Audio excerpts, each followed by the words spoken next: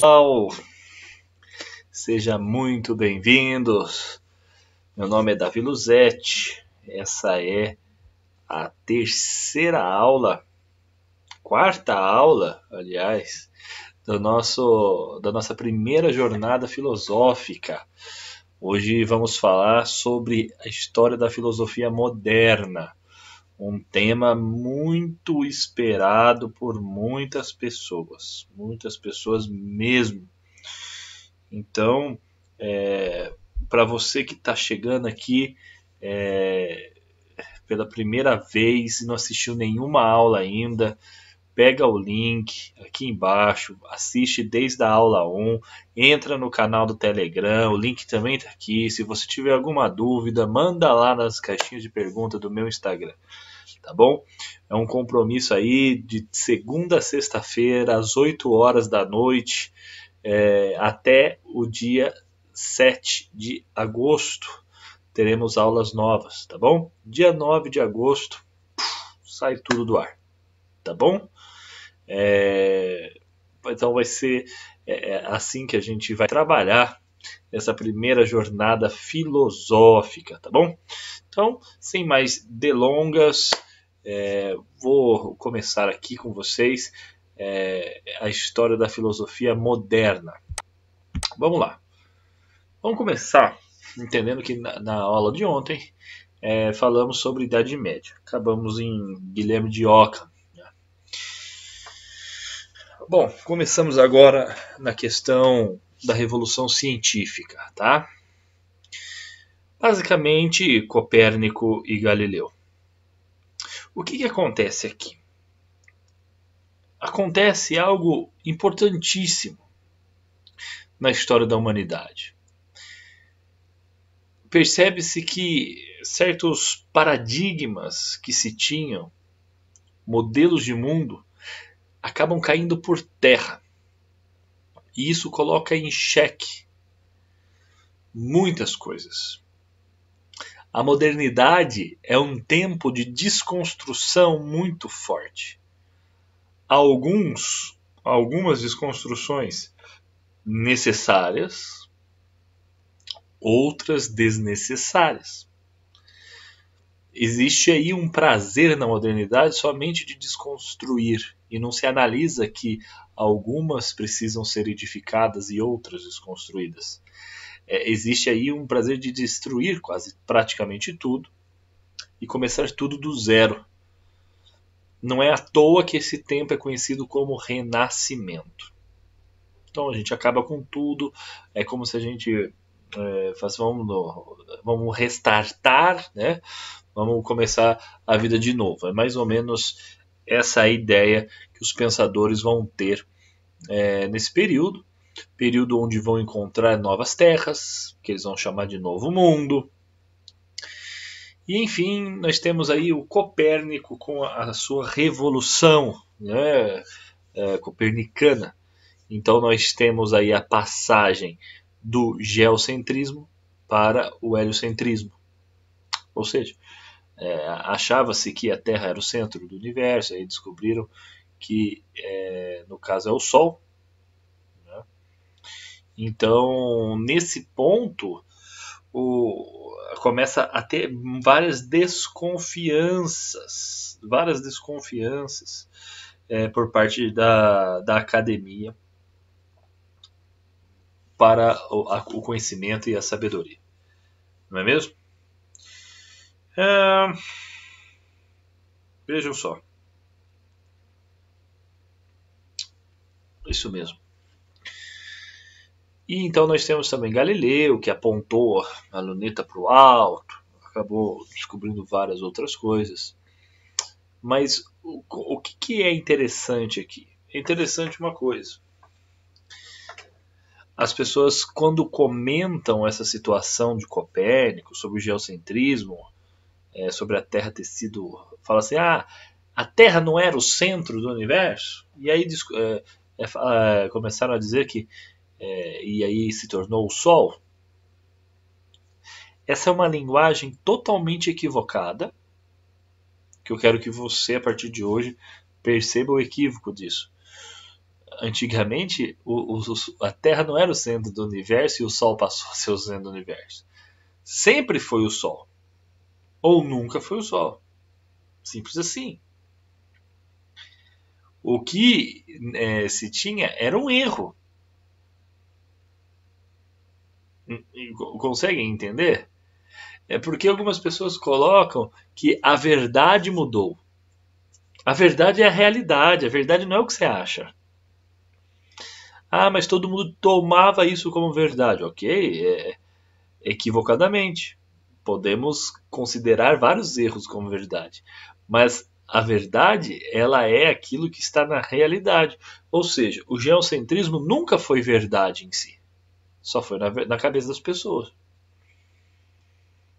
É isso que a primeira coisa que a gente tem que falar aqui, tá? Bom, vou tentar ser mais breve, porque temos várias coisas, tá? Para falar. Bom, aqui tem uma questão de terminologia, né? Tem gente que usa a reforma protestante e contra a reforma católica, mas muitos autores, né, de hoje têm usado a revolução ao invés de reforma protestante, por causa que a palavra revolução ela mostra o sentido de ter transformado numa outra coisa, né? E a reforma é essa continuidade que aconteceu dentro. Então, eu decidi usar essa terminologia. Então, aqui acontece o quê? Também uma mudança de paradigma. Com a questão do cristianismo, que tinha uma unidade muito forte, toda a sociedade coesa em torno da Igreja Católica, basicamente a única igreja cristã, por mais que tenha a questão oriental, enfim, não entra tanto aqui, e de repente começa a existir outras denominações cristãs ocidentais que não são católicas, tá? Então nasce aí a Revolução Protestante, com Martinho Lutero, 95 teses, né? Ele coloca na porta da igreja com um ato de rebeldia. Ele, que era um monge católico, que foi obrigado a ser monge por questões familiares, mas não por vocação, e acabou aí demonstrando todo o seu descontentamento diante disso. E aí se valeu de um momento de imprensa, de várias questões que a modernidade começa a ter, e cria aí uma nova estrutura religiosa, tá bom? O que eles chamam de contra-reforma, e que é a reforma católica, é o Concílio de Trento, né? É uma reunião que teve com os principais líderes da Igreja Católica para combater essa cisão, né, considerado como heresia por parte da Igreja Católica, e surge muito forte aí os jesuítas, né, com Santo Inácio de Loyola. Inclusive, a nossa terra aqui no Brasil foi evangelizada por jesuítas. Tá bom? Então aqui é bem interessante também, valeria uma aula só para isso também, mas precisamos passar. E vamos falar do pai da filosofia moderna, René Descartes, ele que é um racionalista. Tá? Vou explicar um pouco mais aqui, vou me ater um pouquinho mais a ele, alguma teoria para você entender um pouco melhor, tá? O Descartes, mas prosseguindo aí com o nosso tempo, com a nossa pauta, tá bom? Então, basicamente, ele é o pai do racionalismo. Então, o que significa racionalismo? Significa que ele entende que o conhecimento ele parte da razão, né? A razão, ou seja, no sujeito, do sujeito que é racional, o conhecimento ele parte da razão. Tá? Então, ele é pai de toda a filosofia moderna. E ele criou o método metódico, né? O médico rigoroso, né? da dúvida. Ou seja, a dúvida não é somente aquele estado natural onde você duvida e ponto, acabou. Não, ele criou um método. O que é um método? É um caminho. Caminho para quê? Para chegar à verdade. Ele acreditava na verdade. Porém, a dúvida era essencial. Então o que ele fez? Ele duvidou de toda a tradição, ele rejeitou toda a tradição. O René Descartes ele estudou num colégio de freira, aprendeu tudo religiosamente e ele abandonou tudo, tudo, tá? E ele falou assim, poxa, eu não vou mais acreditar em nada que me ensinaram, eu não vou mais acreditar em nada que vejo, etc. Ele começou a exercer esse método da dúvida para suspender o juízo de algumas coisas até conseguir alcançar por si mesmo essas verdades, tá? Então, como ele começa a fazer isso? Ele começa a duvidar primeiro de tudo que foi ensinado a ele. Depois ele começa a duvidar de todo o mundo externo a ele. Ou seja, ele começa a duvidar se esse mundo que está aqui fora é real mesmo. Depois ele começa a duvidar dos próprios sentidos. Né? Depois ele começa a duvidar de si mesmo. E chega um momento que ele se fecha totalmente em si mesmo. Diante de tanta dúvida, ele começa a dizer assim, poxa, mas como que eu vou sair disso? Porque eu estou duvidando de tudo, inclusive de mim. Como provar que eu existo? E então, ele cai no solipsismo. O que é o solipsismo? É esse fechamento, esse isolamento em si mesmo. E então ele cria a segunda frase mais famosa da filosofia. A primeira, eu só sei que nada sei de Sócrates. A segunda é a de Descartes, que diz, penso, logo existo. Por quê? Quando ele se fecha no solipsismo, ele diz o seguinte, eu posso duvidar de tudo, eu só não posso duvidar que eu estou duvidando. E o que é o duvidar se não um ato de pensar? Então quando eu penso, eu provo que eu existo. Então penso, logo eu existo. Essa é a lógica de Descartes, essa é a lógica dessa frase, tá bom? Bom, vamos seguir. Vamos ser bem práticos. Eu quero... é lógico que tem muita coisa, lógico que dava para fazer uma aula sobre cada autor de uma maneira mais específica, mas o objetivo aí da nossa jornada é fazer apontamentos mais curtos para que você possa fazer aí o avanço, o aprofundamento das suas leituras e não perder nenhum dos vídeos, para não ser cansativo para você, tá bom? Bom, e junto com o Descartes, que é racionalista, surgem alguns outros, né, que temos o Spinoza e o Leibniz. O Spinoza, que era judeu, né, ele tomou um xerém é tipo ser excomungado da Igreja Católica, por exemplo. E é pesado, hein? Pesado. Eu ia colocar aqui, mas nossa, ia perder um pouco de tempo. Mas depois pega para ler o xerém de Spinoza. É algo assustador. Tá? Spinoza, judeu, e começou a defender o panteísmo. O que é panteísmo? Né? É achar que tudo é Deus. Ele começa a falar sobre a natureza e ele confunde Deus com a natureza. Né? Então, Deus se vê natura, Deus é a natureza. E então, nós temos o Leibniz, talvez uma das mentes mais brilhantes também da modernidade. Ele ajudou na questão de cálculo infinitesimal, ajudou em questões de lógica, ele também criou ali uma questão da teodiceia, teologia natural, e falou muito sobre as mônadas, né, o monismo, onde ele fala de substâncias únicas, né, por isso que é mono. É muito interessante a teoria de Leibniz, tá bom? Bom, o Spinoza, eu acabei não comentando, mas ele tem um livro que é muito estudado na ética, tá?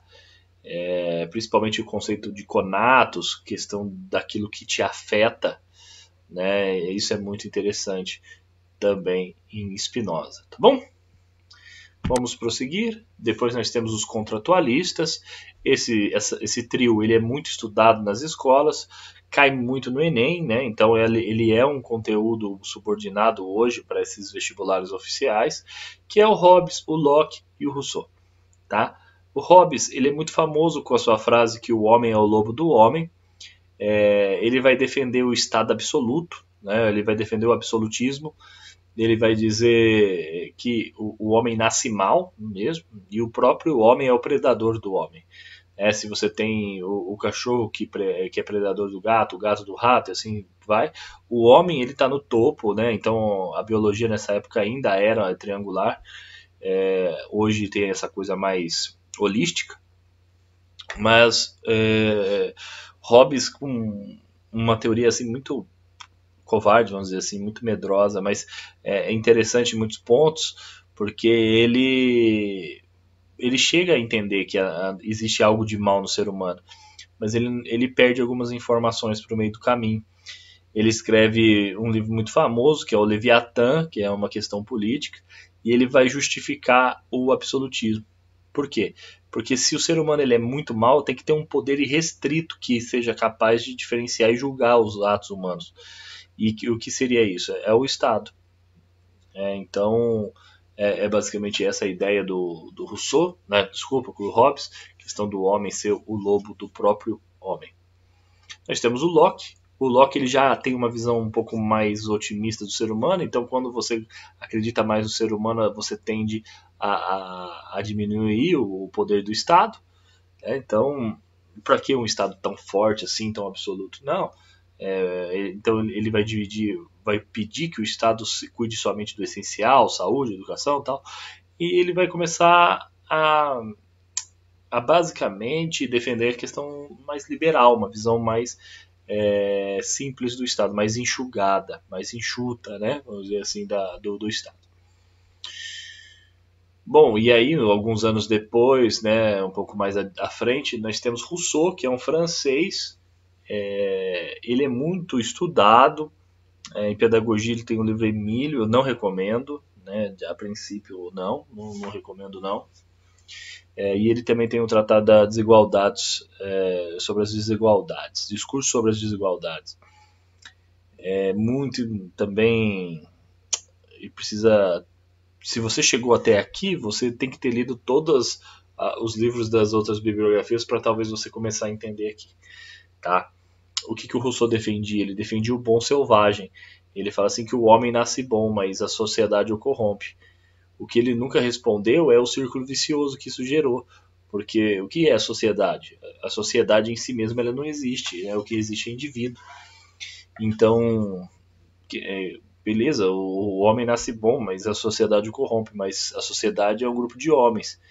Quem que corrompeu esses homens antes de se tornar a sociedade, né? Não tem resposta a isso. Enfim.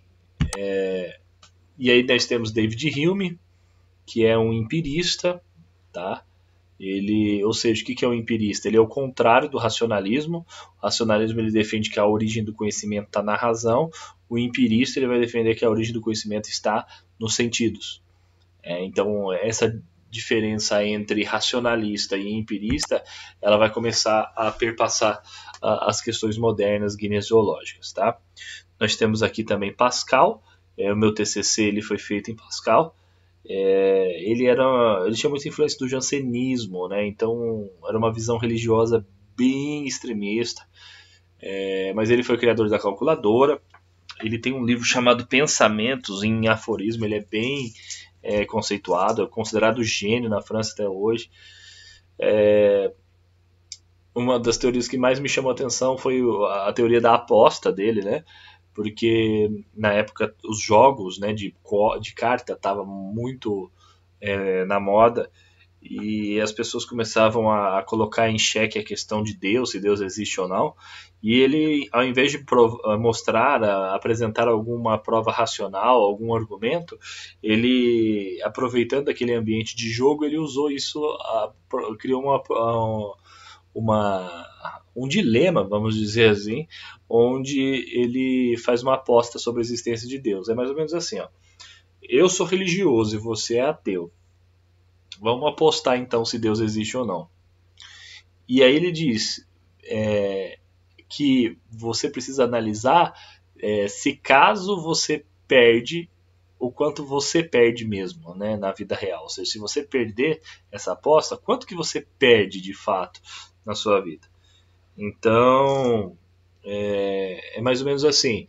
Eu sou religioso, eu vivo como se Deus existe. A grande questão é que se eu admito que Deus existe, ele interfere nos meus comportamentos. É mais ou menos o que Dostoiévski diz, né? Se Deus não existisse, tudo seria permitido. É uma frase que tem um erro aí. Um dia, quem sabe na aula de ética, talvez eu comente algo sobre isso. Mas a grande questão aqui é que ele vai falar assim, poxa, se eu acredito que Deus existe, então isso transforma meu comportamento. Então eu vivo como se Deus existisse, ou seja, deixo alguns prazeres? Sim, mas olha o que eu ganho. Ajudar o próximo, ter uma vida mais controlada, etc. Enfim, eu vivo assim, morro. E aí, se eu apostei que Deus existe, se Deus existe, pô, maravilha, eu ganhei. Se Deus não existe, o que você perdeu com uma vida virtuosa aqui? Isso é muito interessante. Agora vamos analisar o caso do ateu. É bem interessante. E qual que é a grande questão do ateu? Que ele vive como se Deus não existe. Como se Deus não existisse, aliás. E é esse o grande problema. Então nessa aposta é o seguinte, e se ele tá certo que Deus não existe? Beleza, morreu, chegou no outro mundo, não tem nada, acabou. Ele fez o que ele quis. Mas, e se ele tiver errado e viveu como se Deus não existisse? Aí ferrou. Entendeu? Então essa é a aposta de Pascal. Bom, nós temos aqui uma imagem da Revolução Francesa. A ideia não é nem falar da Revolução Francesa, mas citar bem basicamente esses filósofos que têm um pouco de influência em todo esse momento do iluminismo francês, tá? Nós temos a Revolução Francesa que aconteceu no século XVIII, né? Então ele ainda faz parte desse período da modernidade. Então nós temos Voltaire, Montesquieu, né? São grandes autores. Montesquieu, por exemplo, a questão dos três poderes. Tem muita coisa interessante dentro desses novos pensadores, tá bom?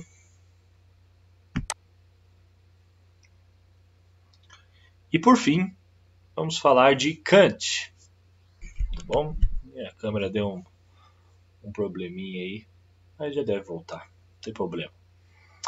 Kant e a filosofia transcendental, tá? Eu tenho aqui no YouTube uma conversa com o Gustavo França, né, do Rio de Janeiro, sobre a ética em Kant. Se você quiser dar uma olhada, dá uma conferida, porque vamos entender algumas questões bem básicas de Kant. Ele, naquela época, tinha esse problema entre racionalismo e empirismo, ou seja, se a origem do conhecimento ele é da razão ou dos sentidos. E o Kant ele vai ser um dos primeiros que vai tentar criar uma conciliação sobre as duas teorias. Então ele cria o criticismo. E ele vai admitir que existem coisas a priori e coisas a posteriori. O que é a priori? É antes da experiência. E a posteriori? Depois da experiência.